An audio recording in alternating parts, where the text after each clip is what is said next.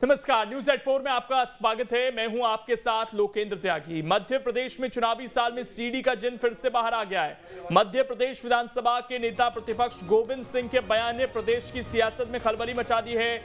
गोविंद सिंह ने दावा किया है कि उनके पास बीजेपी और आरएसएस के कई नेताओं की आपत्तिजनक सीडी है। इस बयान के साथ गोविंद सिंह ने बीजेपी को अपना चाल चरित्र और चेहरा देखने की नसीहत भी दी है। तो एक बार फिर से सीडी को लेकर बयानबाजी हो रही है। नेता प्रतिपक्ष गोविंद सिंह यह दावा कर रहे हैं कि उनके पास कई बीजेपी और आरएसएस नेताओं की सीडी हैं और ऐसे में वो नसीहत दे रहे हैं कि बीजेपी को अपना चाल चरित्र देखना चाहिए सवाल उठाने से पहले। तो ये बड़ा आरोप है क्योंकि अब चुनावी साल शुरू हो चुका है और हमने देखा है कि जब जब चुनाव होते हैं तो बयानबाजियों का शोर शुरू हो जाता है। अब ये केवल कोरी बयानबाजी है या फिर इसमें कुछ फैक्ट्स हैं, क्योंकि एक संवैधानिक पद पर वो हैं, बहुत सीनियर लीडर हैं। अगर इस तरह की कोई चीज़ उनके पास है तो नेता तो अक्सर इसका यूज़ करते हैं किसी नेता की छवि खराब करने के लिए। तो क्या कांग्रेस चुनाव से पहले किसी तरह की कोई सीडी जारी करने वाली है? भारतीय जनता पार्टी को पहले अपना चाल चरित्र चेहरा देखना चाहिए। उनके मंत्री, विधायक, भारतीय जनता पार्टी के नेता, राष्ट्रीय स्वयंसेवक के कार्यकर्ताओं की तमाम अश्लील सीडियां हमारे पास मौजूद हैं। लेकिन मैं किसी की व्यक्ति के ऊपर इस तरह के आरोप लगाना हमारी संस्कृति में नहीं है। वहीं गोविंद सिंह को चैलेंज दिया गया है। वीडी शर्मा ने चैलेंज दिया है, सीडी जारी करें गोविंद सिंह। कांग्रेस के पास कोई सीडी नहीं है। सीडी के बहाने जनता को गुमराह कर रही है कांग्रेस। चुनाव में कांग्रेस को सबक सिखाएगी जनता। तो एक तरफ बयान आया गोविंद सिंह का, हालांकि वो ये कहते हुए नजर आए कि हमारी संस्कृति नहीं है इस तरह से किसी की छवि खराब करने की। लेकिन वीडी शर्मा ने तो खुला चैलेंज दे दिया कि सीडी है तो जारी कर दीजिए बेहिचक। वीडी शर्मा क्या कुछ कह रहे हैं, सुनिए। मैं चैलेंज करता हूं और मैं कहता हूं इस बात के लिए गंभीरता के साथ कि समाज के अंदर इस प्रकार से ऐसे लोगों पर आप लाइए सामने क्या है। ये झूठ बोल करके समाज को गुमराह करना। एक जिम्मेदारी वाले व्यक्ति हो आप, विधानसभा के अंदर आप नेता प्रतिपक्ष हैं, आप कुछ भी बोलेंगे क्या? ऐसे लोग जो बोलते हैं इनको जनता जवाब देती है। कांग्रेस का चरित्र है ये, सीडीओ में उलझाना, सीडीओ में फंसाना, यही आप काम करते रहे। और हमारे सहयोगी जितेंद्र इस वक्त जुड़ गए हैं ज्यादा जानकारी के साथ। जितेंद्र, सीडी को लेकर चर्चा हो रही है, आखिरकार ये विवाद कहां से शुरू हुआ? बिल्कुल, देखिए सुबह के समय नेता प्रतिपक्ष डॉक्टर गोविंद सिंह की एक प्रेस कॉन्फ्रेंस हुई थी। उस प्रेस कॉन्फ्रेंस के माध्यम से गोविंद सिंह से कई सवाल पूछे गए। इसी दौरान उन्होंने खुद ये कहा कि उनके पास बीजेपी के कई ऐसे नेता मंत्री हैं और आरएसएस के ऐसे कई नेता हैं जिनकी अश्लील सीडियां हैं। हालांकि कांग्रेस की राजनीति की जो संस्कृति है वो इस तरह की नहीं रही है कि वो किसी तो बताया। उन्होंने ये तक कह दिया कि जो हनी ट्रैप मामला हुआ था उसकी पेन ड्राइव भी उनके पास मौजूद है। इसके बाद ये जो बवाल है इस पूरे बयान पर मचा हुआ है। अब देखिए, बीजेपी के प्रदेश अध्यक्ष वीडी शर्मा ने तो चैलेंज तक कर दिया है कि अगर नेता प्रतिपक्ष के पास किसी प्रकार की कोई सीडी है तो उसे सामने लाएं और जनता को दिखाएं, इस प्रकार से किसी को भ्रमित ना करें। तो यहाँ पर देखिए, अब जुबानी जो जंग है सीडी को लेकर वो यहाँ पर शुरू हो गई है। जाहिर सी बात है कि कहीं ना कहीं हमें देखा था कि हनी ट्रैप का जो मामला मध्य प्रदेश में हुआ था उस दौरान भी इसी प्रकार से एक दूसरे पर आरोप प्रत्यारोप की जो एक बयानबाजी थी वो शुरू हुई थी। अब एक बार फिर से जब हनी ट्रैप जैसी और अश्लील सीडी को लेकर यहाँ पर बयान सामने निकल कर आया है तो जाहिर सी बात है कि इस पर चर्चा तो होना लाजमी थी और वैसा ही होता हुआ नजर आ रहा है।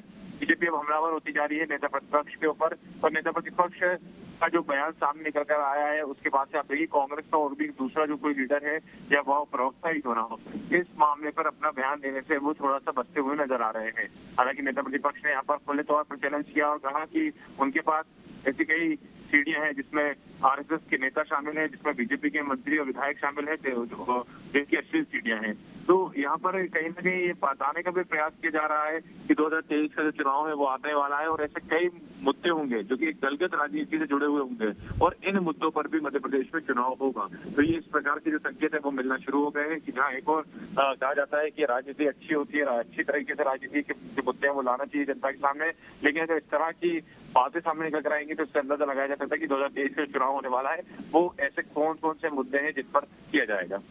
बिल्कुल जितेंद्र, सवाल ये भी है कि यहाँ पर अब चैलेंज दे दिया गया है, तो इसके बाद कोई कांग्रेस का और नेता सामने आया है जो समर्थन कर रहा हो यहाँ पर नेता प्रतिपक्ष की बात का? और क्या इस तरह की कोई सीडी जारी करने की भी चीज निकलकर सामने आ रही है? क्योंकि एक समय जीतू पटवारी भी कहा करते थे कि वो सीडी जारी करेंगे, लेकिन उसके बाद सारी चीजें ठंडे बस्ते में चली गई, कुछ ऐसा ठोस निकलकर सामने नहीं आया। और अगर सीडी वाकई हो तो राजनीतिक पार्टी कहाँ मौका छोड़ती है दूसरी पार्टी के नेताओं को नीचा दिखाने का या उनकी छवि खराब करने का? हाँ जी, देखिए कहीं ना कहीं जिस प्रकार से हम देखते हैं कि लगातार समय समय पर इस प्रकार के बयान है वो सामने निकल कर आते हैं। ये पहली बार सीडी को लेकर या फिर अश्लील सीडियों को लेकर जो बयान है वो किसी नेता के सामने नहीं आया। इसके पहले भी हमने देखा है कि समय समय पर अलग अलग नेताओं के बयान, चाहे वो बीजेपी के हों चाहे वो कांग्रेस के हों, इस प्रकार की सीडियों को लेकर, इस प्रकार के पेन ड्राइव को लेकर जो बयान है वो सामने निकल कर आते रहते हैं। लेकिन सवाल ये उठता है कि अगर आपके पास इस प्रकार के कोई सबूत हैं तो आखिर इसको ढककर क्यों रखे गए हैं? क्या वाकई में किसी प्रकार का कोई ब्लैकमेलिंग का जो काम है वो किया जा रहा है, या फिर अगर इस प्रकार की सीढ़ियां, इस प्रकार की पेंडाई आपके पास है तो उसको एक सबूत के तौर पे जनता के सामने क्यों नहीं लाते हैं? क्योंकि ऐसे नेताओं के बारे में भी जनता को पता होना चाहिए कि जिनको वो अपना सब कुछ समझती है, सब अपना सपना मानती है, और अगर नेता इस प्रकार के निकलते हैं तो ऐसे नेताओं का बहिष्कार जनता कर सके।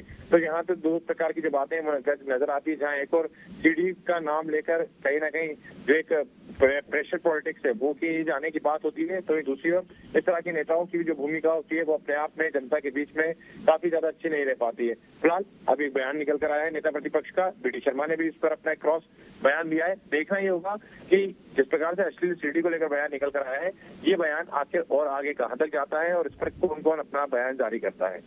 बिल्कुल, ये जितेंद्र, जिस तरीके से अब इस पर वीडी शर्मा का रिएक्शन सामने आ गया, तो क्या ये एक असहज वाली स्थिति भी बन सकती है? क्योंकि नेता प्रतिपक्ष वीडी शर्मा ने भी कहा कि भाई संवैधानिक पद है, आप ऐसे ही कुछ भी बोल देंगे तो कैसे काम चलेगा।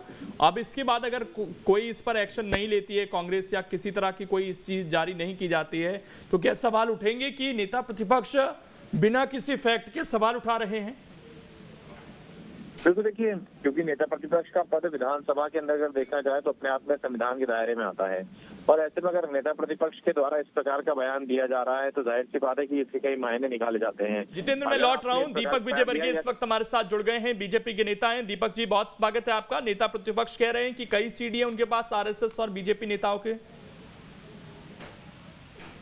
देखिए, ऐसा है कि गोविंद सिंह जी कितने सीरियस नेता हैं मध्य प्रदेश जानता है, और नेता प्रतिपक्ष हैं, जिम्मेदार आदमी हैं।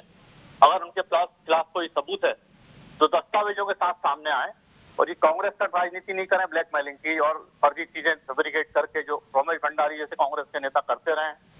मैं समझता हूँ अगर उनके पास कुछ एविडेंशियल है तो सामने आए, मर्दों जैसी बात करें।